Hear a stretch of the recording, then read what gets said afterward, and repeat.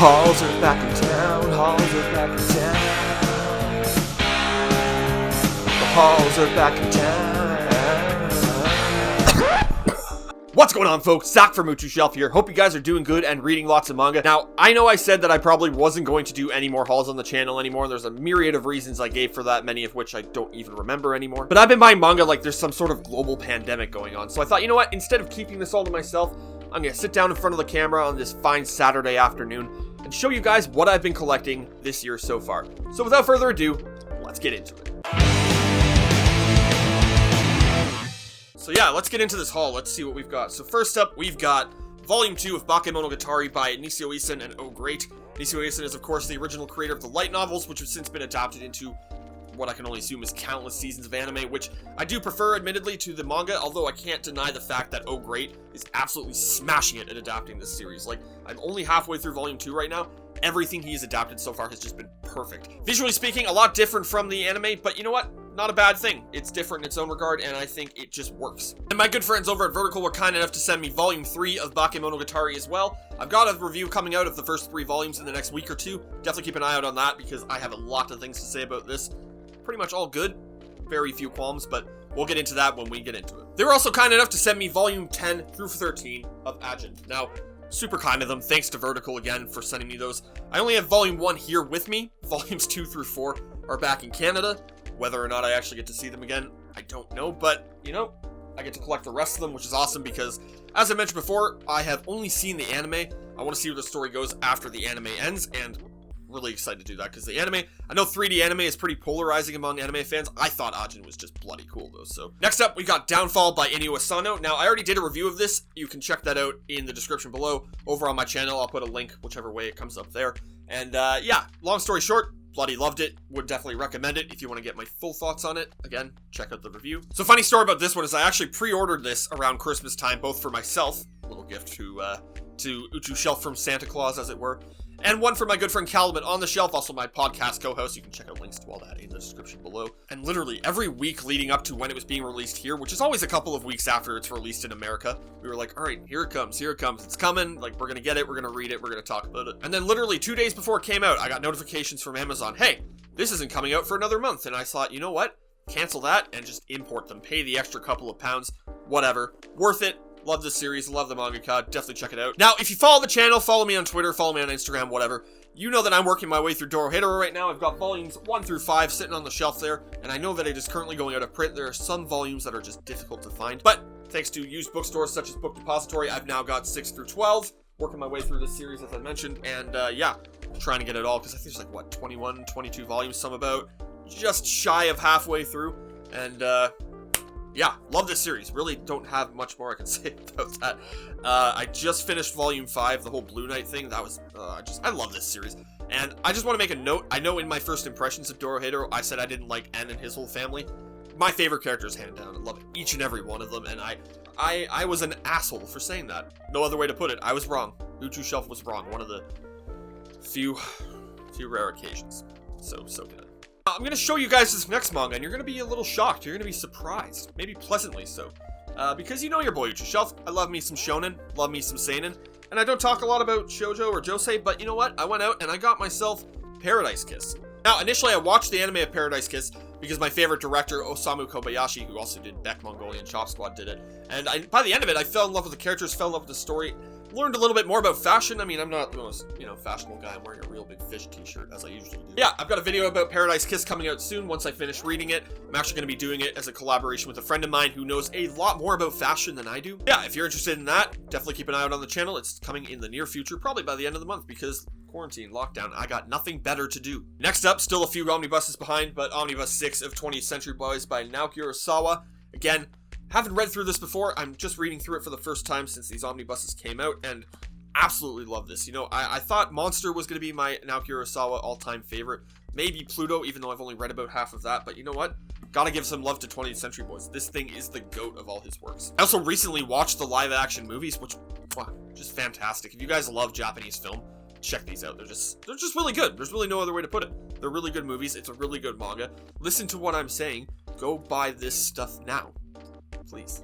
Speaking of pandemics and coronaviruses, I've got the final 3 omnibuses of I Am a Hero before they inevitably, because it's Dark Horse, go out of print. So this will be what I'm doing this weekend, other than making this video, is reading through these. Gonna finish this series up, really looking forward to it. I've heard that the end of the series isn't that great, although the mitigating circumstances surrounding that is that the mangaka's father died, so I can kind of cut that a bit of slack. Still love the series. It kind of, I don't know, a lot to say about it. I'll probably do a series review about it by the time I'm done. Another exciting bit of news, though, is that Kengo Hanazawa's new series, Under Ninja, is actually on its way into English-speaking markets soon.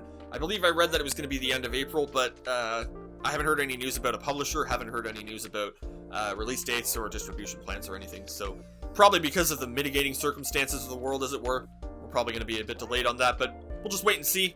If it comes out, I will definitely review it, and yeah, we'll get to it when we get to it. Next up, we got volumes 1 and 2 of Aka 13 by Natsume Ono, a mangaka who I've been very, very interested in for quite some time, but for whatever reason, just never got around to reading. I've read Not Simple years ago. I actually read it for one of my courses in college. We had to do a thing about graphic novels and stuff like that, and it was one of the only ones left that the teacher brought in, so I thought, yeah, this looks cool enough. But yeah, once I'm done with Aka 13, I think I'm going to work my way through House of Five Leaves. I watched the anime like years ago when it came out, and it's just one of these really nice low-key samurai stories that I just really genuinely appreciate, because a lot of samurai stories are just nothing but fighting action, which, you know, nothing wrong with that, but the way that Natsume Ono explores the characters through a samurai and Edo period setting are just really well done. Okay, now we're gonna work through Le Francais part of La Haul. First up, Tome 1 et 2 of Tokyo Revengers. I think that was right. I probably look like a dick anyway, but, you know, I have been waiting patiently for Kodansha to release Tokyo Revengers physical copies in English. They're doing it digitally, their digital first initiative, which I get it. You want to put out something, you want to make sure there's a market for it, and then once there's a market for it, release the physical copies. But something about that doesn't make sense to me, and maybe it's because I don't know shit about business, but if everybody is buying the digital copies, why would the people who are buying the digital copies also buy the physical copies? Unless they're super fans like me. But just like Ping Pong back there, which now is getting an English release, but whatever. I got the first 2 volumes of Tokyo Revengers in French. I thought, you know what, I'm still learning French and working my way through it. I'm going to start amassing more French manga. I'm going to start incorporating that into my channel in the future, hopefully by the end of the year. And again, gotta speak to the quality of these. I mean, they're just really nice glossy covers. You can tell by my ring light shining on them and completely ruining the shot. But they've got these nice little dust jackets as well, and it's nice, I don't know, I like it. And Tokyo Revengers is a series that I do want to cover, but I'm not a fan of digital manga. I'm really not. There's no other way to put it. I like that there's a lot of digital manga that is being distributed, and a lot of manga that, you know, we're not seeing, that might be seen as a high risk in terms of publishing and business and money and stuff like that. But there's just, if you go online, you just see people non-stop talking about these series, and then they're not being released in the West. And I know people are like, well, hey, that's a bit of an ironic standpoint to take, considering you're the asshole who shut down Manga Rock, but you know, I'm still buying stuff, so it counts. But yeah, look forward to some Tokyo Revengers content soon, because Tokyo Revengers was my favorite manga of 2019, and it's shaping up to be one of my top 10 manga of all time. To give you guys a quick rundown about what Tokyo Revengers is all about, imagine Erased, but combined with literally any delinquent manga. Just non-stop fighting, gangs, warfare, stuff like that. It's fantastic. It's a perfect combination of all this stuff that I like, and the fact I never heard about this until late last year was just insane. So definitely check it out if you can. If you like digital manga, Kodansha is releasing it in English. But if you want to be an impatient pain in the ass like me, Glenon is releasing it in French. I'll leave some links in the description below. And then last up on the haul, we have Omnibus 1 and 2 of number 5 by Taiyo Matsumoto. These are the French Intégrale editions. I don't know if I'm even pronouncing that correctly, but any hope of number 5 being released in English in the West, fat chance. Seriously, snowball's chance in hell of it ever being re-released over here.